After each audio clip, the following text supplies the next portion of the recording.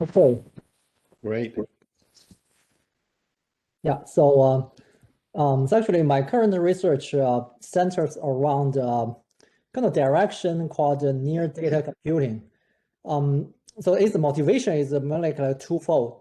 The first, we know that the high performance and the low cost computing is more important than ever, like given the increasing demands from the real world, like AI, machine learning, data science, and the big data analytics.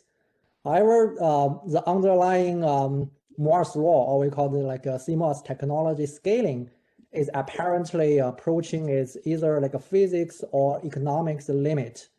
So even though over the past 20 years, our industry and the research community has spent like billions of dollars on searching for we call like alternative to CMOS technology, but today the inconvenient reality is that nothing really on the horizon that could possibly have any hope to serve as a commercially viable alternative to CMOS technology. And also for the second motivation, the exploding data volume in our digital universe and the significant data storage and the networking technology over the past years really together make the CPU or like even combined CPU and the GPU a bigger and a bigger bottleneck in the entire computing system, especially in data centers and the cloud that will be responsible for the majority of the data processing and storage.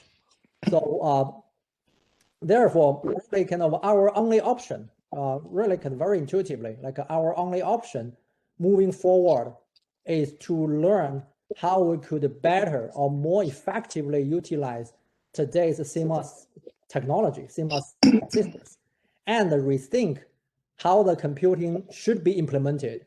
So this really naturally leads to the so-called near data computing. So actually, its basic idea is very simple. Just migrate certain computational tasks closer to where the data locates. For example, like using standalone PCIe accelerators that are closer to data storage, or smart network card that are on the data networking pipeline, and the computational storage drives that carry out heavy lifting computation locally on their data. So as a result, the computing infrastructure, like really down the road in the future, is transitioning from traditional homogeneous computing towards what we call the domain-specific heterogeneous computing.